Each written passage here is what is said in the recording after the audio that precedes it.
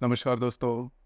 धनु राशि का स्वामी धनु राशि के षष्ठ भाव में महत्वपूर्ण अशुभ फलदायी स्थान में भ्रमण कर रहा है। उसी प्रकार आपके राशि का जो पंचमेश वेश मंगल जो कि महत्वपूर्ण ग्रह है, यह भी आपके षष्ठ भाव में भ्रमण कर रहा है। उसी प्रकार जो बुध ग्रह है वो भी दिनांक 5 तारीख के बाद वक्री होने जा रहा है। बाकी के जो ग्रह है और ये जो ग्रह है उसके जो प्रभाव परिणाम होंगे वो अगस्त महीने के लिए धनु राशि के लिए किस प्रकार के होंगे, उसी प्रकार डे टू डे लाइफ में जो ग्रह योगों के जो परिणाम है वो किस प्रकार का होंगे, सभी के बारे में डिटेल में चर्चा इस वीडियो में हम करने वाले हैं। तो सबसे पहले हम चर्चा करेंगे कि आपका जो स्वास्थ्य है मानसिक या फिर शारीरिक वो किस प्रकार का होगा। तो आपके राशि का जो स्वामी है गुरु जो कि आपके षष्ठ भाव में भ्रमण कर रहा है, हालांकि वो मार्गस्थ है। उसी प्रकार षष्ठ भाव में मंगल जो है वो भी भ्रमण कर रहा है और दिनांक 27 तारीख के बाद यह जो मंगल है वो आपके सप्तम भाव में भ्रमण करेगा। उसी प्रकार आपके राशि का जो षष्ठेश है शुक्र जो कि आपके दशम भाव में भ्रमण कर रहा है, दिनांक 25 तारीख के बाद यह आपके अष्टम भाव में आपके लाभ भाव में भ्रमण करेगा। उसी प्रकार आपके अष्टम भाव में रवि भी भ्रमण कर रहा है, दिनांक 17 तारीख के बाद यह आपके भाग्य भाव में स्वयं के राशि में भ्रमण करेगा और दिनांक 23 तारीख के बाद बुध जो कि वक्रीय हो चुका है आपके भाग्य भाव में, वो आपके अष्टम भाव में भ्रमण करेगा। तो कुल मिला के देखा जाए या फिर मोटे तौर पर अगर देखा जाए तो इस महीने में आपको स्वयं के स्वास्थ्य के बारे में थोड़ा ध्यान देना होगा। स्वास्थ्य से रिलेटेड जो समस्याएं हैं वो सामने आ सकती है। उसी प्रकार शारीरिक व्याधि या फिर शारीरिक तक के बारे में मतलब कटना चिलना या फिर एक्सीडेंट प्रोन छोटे मोटे जो बातें हैं वो इस महीने में होने की संभावना बहुत ही ज्यादा बन रही है। उसी प्रकार जहाँ पर आप काम करते हो, नौकरी करते या फिर व्यवसाय करते हो, वहाँ पर के जो सहकर्मी होंगे उनके साथ भी छोटी मोटी बातों को लेकर दिक्कतों का सामना करना पड़ सकता है। तो इस महीने में मेंटल स्ट्रेस थोड़ा आ सकता है या फिर फिजिकल लेवल पर भी सेहत के मामले में भी छोटी मोटी परेशानियां सामने आ सकती है। तो थोड़ा सा चौकन्ना रहना ज़्यादा आवश्यक होगा। इसके बाद हम चर्चा करेंगे कि आपका जो शारीरिक स्वास्थ्य है वह किस प्रकार का होगा। जैसे कि आपके राशि का जो धनेश है शनि जो कि आपके तृतीय भाव में वक्री है, आपके राशि का जो पंचमेश है मंगल जो कि आपके षष्ठ भाव में है, षष्ठ भाव में करीबन 26 तारीख तक रहेगा। उसी प्रकार आपके अष्टम भाव में रवि और बुध है और आपके राशि का जो लाभेश है शुक्र जो कि आपके दशम भाव में भ्रमण कर रहा है, दिनांक 25 तारीख के बाद वह स्वयं के राशि में लाभ भाव में भ्रमण करेगा। मोटे तौर पर अगर देखा जाए तो इस महीने में आपका जो आर्थिक स्तर है उसके बारे में आपको बहुत ही ज़्यादा चौकन्ना रहना होगा। आपके जो खर्चे हैं वो ज़्यादा बढ़ सकते हैं। उसी प्रकार खास करके अगर आप शेयर मार्केट में ट्रेड करते हो तो इस महीने में बड़े ट्रेड बिल्कुल भी नहीं करना। आपके जो अंदाज है वो पूरे के पूरे चूक सकते हैं। खास करके शॉर्ट टर्म में अगर आप ट्रेडिंग करते हो तो उससे रिलेटेड कोई प्रॉब्लम कॉम्प्लिकेशंस आने की संभावना बहुत ही ज़्यादा बन रही है। तो बड़ी रिस्क इस महीने में बिल्कुल भी नहीं लेना। इसी प्रकार जैसे मैंने कहा आपके जो खर्चे हैं उस पर थोड़ा ध्यान देना आवश्यक होगा। इसके बाद हम चर्चा करेंगे आपका जो फैमिली का जो सुख है, कुटुंब का जो सुख है वो किस प्रकार का होगा, फैमिली हैप्पीनेस किस प्रकार की होगी। जैसे कि आपके राशि का जो चतुर्थेश है गुरु जो कि आपके षष्ठ भाव में भ्रमण कर रहा है, तो यहाँ पर राहु और नेपच्यून भी विराजमान है। तो यहाँ पर आपके घर के जो लोग हैं उनके साथ छोटी मोटी बातों को लेकर तकरार हो सकती है। हालांकि इसका बहुत बड़ा परिणाम नहीं होगा क्योंकि आपका जो चतुर्थेश है गुरु, हालांकि वो षष्ठ भाव में है लेकिन वो मार्गस्थ है, तो इस लिहाज से अगर देखा जाए तो बड़ी दिक्कतों का सामना करना नहीं पड़ेगा, जो कि काफ़ी अच्छी बात होगी। इसके बाद हम चर्चा करेंगे कि आपकी जो लव लाइफ है वो किस प्रकार की होगी। लव लाइफ के बारे में या फिर रिलेशनशिप के मामले में अगर कहा जाए तो आपके राशि का जो पंचमेश है मंगल जो कि आपके षष्ठ भाव में भ्रमण कर रहा है, तो अगर आप रिलेशनशिप में है तो रिलेशनशिप में कॉम्प्लिकेशंस आने की संभावना बहुत ही ज़्यादा बन रही है। आपको इन चीज़ों पर थोड़ा सा ध्यान देना होगा। उसी प्रकार खास करके जो गर्भवती महिला है उन्होंने भी इस संपूर्ण महीने में खुद के स्वास्थ्य के बारे में ध्यान देना आवश्यक होगा। स्वास्थ्य से रिलेटेड जो परेशानियां हैं वो सामने आ सकती है। जो विद्यार्थी वर्ग है उनके लिए भी मैं यही कहना चाहूँगा कि थोड़ा सा आपको ज़्यादा प्रयास करना होगा जो भी एजुकेशन आप ले रहे हो उससे रिलेटेड।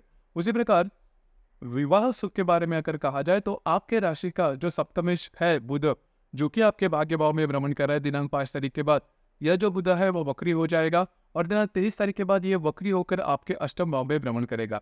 तो यहाँ पर जो बातें हैं वो आपके लिए थोड़ी सी कॉम्प्लिकेटेड है। अगर आप विवाहित है तो आपके जो वैवाहिक जोड़ीदार है उनके स्वास्थ्य से रिलेटेड प्रॉब्लम ज़्यादा हो सकती है, उनके साथ छोटी मोटी बातों को लेकर तकरार हो सकती है। ये तकरार काफ़ी ज़्यादा बढ़ सकती है। ध्यान में रखिए, थोड़ा सा एडजस्ट आपको करके चलना होगा क्योंकि बहुत सारे जो ग्रह है वो आपके षष्ठ और अष्टम भाव में भ्रमण कर रहे हैं और षष्ठ और अष्टम भाव जो होता है वो अशुभ फलदायी माना जाता है। यह रोग मामा शत्रु का कारक होता है। यहाँ पर मृत्यु का जो अष्टम भाव है वो मृत्यु का कारक हो या फिर इसे मृत्यु स्थान भी कहा जाता है। तो मोटे तौर पर देखा जाए तो अशुभ स्थान में बहुत सारे ग्रह जो है वो इस महीने में भ्रमण करने जा रहे हैं। इसका जो प्रभाव परिणाम है वो आपके लिए ठीक नहीं रहेंगे। और सबसे महत्वपूर्ण बात जो शुरुआत में मैंने कही कि गुरु जो आपके राशि का स्वामी है वो आपके षष्ठ भाव में भ्रमण कर रहा है, तो जो बातें हैं थोड़ी बहुत इस महीने में आपके लिए कॉम्प्लिकेटेड ज़्यादा हो सकती है।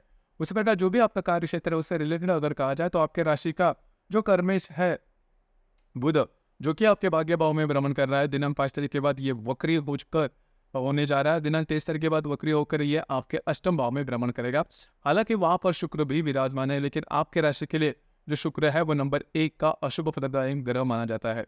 तो जो भी आपका कार्य क्षेत्र वहां पर के जो लोग होंगे उनके साथ भी छोटी मोटी बातों को लेकर तकरार हो सकती है, तकरार थोड़ी बढ़ सकती है। वैसे भी जैसे हमने शुरुआत में कहा कि जहाँ पर आप काम करते हैं वहां पर सहकर्मी या फिर वरिष्ठ के साथ जो बातें हैं वो कॉम्प्लिकेटेड ज़्यादा हो सकती है। तो किसी भी प्रकार के महत्वपूर्ण निर्णय इस महीने में बिल्कुल भी नहीं लेना है। इसके बाद हम चर्चा करेंगे कि ग्रह योगन के जो परिणाम है वो डे टू डे लाइफ में आप पर किस प्रकार से हो सकते हैं।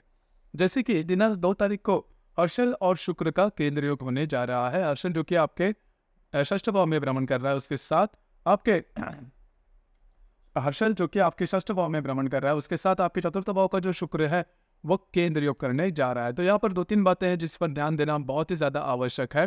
खास करके आपको स्वयं के स्वास्थ्य के बारे में ध्यान देना होगा। स्वास्थ्य से रिलेटेड अगर कोई परेशानी में आप चल रहे हैं तो उससे रिलेटेड कुछ बातें जो है वो कॉम्प्लिकेट ज्यादा आपके लिए हो सकती है। उसी प्रकार दिनांक 8 तारीख को बुध और शुक्र की युति भी होने जा रही है आपके भाग्य भाव में। अब ये जो युति है वो आपके लिए बहुत ही ज्यादा शुभ फलदायी साबित होगी। खास करके आपकी जो वैवाहिक जोड़ीदार है उनके साथ कई बार घूमना फिरना हो सकता है, आपको कुछ अच्छे लाभ वगैरह मिल सकते हैं। तो बुध शुक्र की युति जो कि दिनांक 8 तारीख को होने जा रहे हैं वो आपके लिए शुभ फलदायी साबित होगी। इसी प्रकार दिनांक 14 तारीख को मंगल और गुरु की भी युति होने जा रही है आपके षष्ठ भाव में।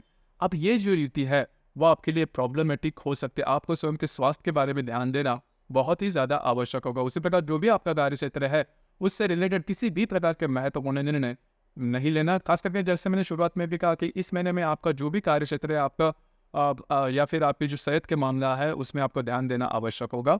तो मंगल गुरु की युति इससे रिलेटेड जो प्रॉब्लम है वो आपके थोड़े बढ़ा सकती है। इसी प्रकार दिनांक 16 तारीख को मंगल और शनि का केंद्र योग भी होने जा रहा है। शनि जो कि आपके तृतीय भाव में है वक्री है, उसके साथ आपके षष्ठ भाव का जो मंगल है वो केंद्र योग करने जा रहा है। किसी भी प्रकार के महत्वपूर्ण काम, किसी को कमिटमेंट प्रोमिस वाले बातें इस महीने में बिल्कुल भी नहीं करना। आपके जो अंदाज है वो चूक सकते हैं। इसी प्रकार दिनांक 18 तारीख को बुध और हर्षल का भी केंद्र योग होने जा रहा है। बुध जो कि आपके भाग्य भाव में भ्रमण कर रहा है, जो हर्षल आपके षष्ठ भाव में भ्रमण करेगा, दोनों का केंद्र योग होने जा रहा है। आपके जो वैवाहिक जोड़ीदार है उनके स्वास्थ्य के बारे में थोड़ा ध्यान देना होगा। इसी प्रकार दिनांक 19 तारीख को रवि और हर्षल का केंद्र योग होने जा रहा है। उसी प्रकार शुक्र और शनि का प्रति योग भी होने जा रहा है। शुक्र जो कि आपके भाग्य भाव में भ्रमण करेगा, उसके साथ आपके तृतीय भाव पर जो वक्री शनि है वो प्रति योग करने जा रहा है। उसी प्रकार वहां पर जो भाग्य भाव में जो रवि भ्रमण कर रहा है उसके साथ आपके षष्ठ भाव का जो हर्षल है वो भी केंद्र योग करने जा रहा है। आपको स्वयं के स्वास्थ्य के बारे में ध्यान देना बहुत ही ज्यादा आवश्यक होगा। उसी प्रकार जो भी आपका कार्य क्षेत्र है वहां पर के जो वरिष्ठ होंगे उनके साथ भी छोटी मोटी बातों को लेकर तकरार हो सकती है। इसी प्रकार दिनांक 23 तारीख को शुक्र और मंगल का केंद्र योग होने जा रहा है। अब ये जो केंद्र योग है वो दृष्टि अधिष्ठित है। यहाँ पर जो मंगल आपके षष्ठ भाव में भ्रमण करेगा और जो शुक्र आपके भाग्य भाव में भ्रमण कर रहा है, दोनों का केंद्र योग होने जा रहा है। आपको स्वयं के स्वास्थ्य के बारे में ध्यान देना आवश्यक है। इस महीने में किसी भी प्रकार के महत्वपूर्ण निर्णय आपका जो भी कार्य क्षेत्र है उससे रिलेटेड बिल्कुल भी नहीं करना। किसी भी प्रकार की नई शुरुआत भी नहीं करना। आपके जो अंदाज है वो फेलियर हो सकते हैं।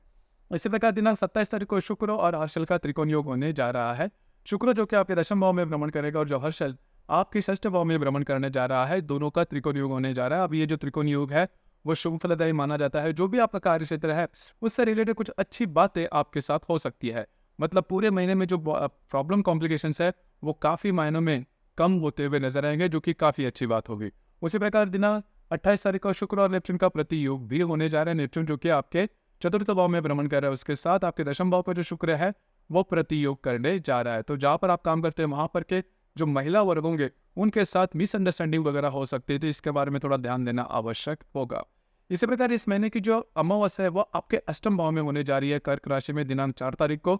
उसी प्रकार जो पूर्णिमा है वो 19 तारीख को है, जिसे हम रक्षाबंधन का पर्व भी कहते हैं। तो इन दिनों में थोड़ा सा ध्यान देना आवश्यक है। जो अष्टम भाव की जो अमावस्या है वो आपको स्वास्थ्य से रिलेटेड जो प्रॉब्लम है वो काफी मायनों में दे सकती है। वहां पर जो बुध है वो भी वक्री होकर आने वाला है और जो रवि है वो भी होगा, तो थोड़ा सा ध्यान देना आवश्यक होगा। जो बातें हैं आपके शारीरिक व्याधि के बारे में थोड़ी सी ज्यादा हो सकती है। उसी प्रकार जो पूर्णिमा जो मैंने कहा, तो पूर्णिमा के बारे में भी किसी भी प्रकार के महत्वपूर्ण निर्णय इस महीने के 4 तारीख और 19 तारीख को बिल्कुल भी नहीं लेना। आपके जो अंदाज है वो चूक सकते हैं। और सबसे इंपॉर्टेंट बात, इस महीने में जो ग्रह योग है वो आपके लिए ठीक नहीं है। आपके षष्ठ अष्टम भाव में बहुत सारे जो ग्रह है उनका भ्रमण चल रहा है। तो मौनम सर्वार्थ साधनम, जो भी बातें आपकी सीधी सीधे सामने आती है उसी के ऊपर चलना, क्योंकि जो बातें हैं वो आगे जाके आपके लिए कॉम्प्लिकेटेड हो सकते हैं अगर आप गलत निर्णय लेते हो तो दोस्तों ये था धनु राशि का अगस्त 2024 का संपूर्ण राशिफल। धन्यवाद।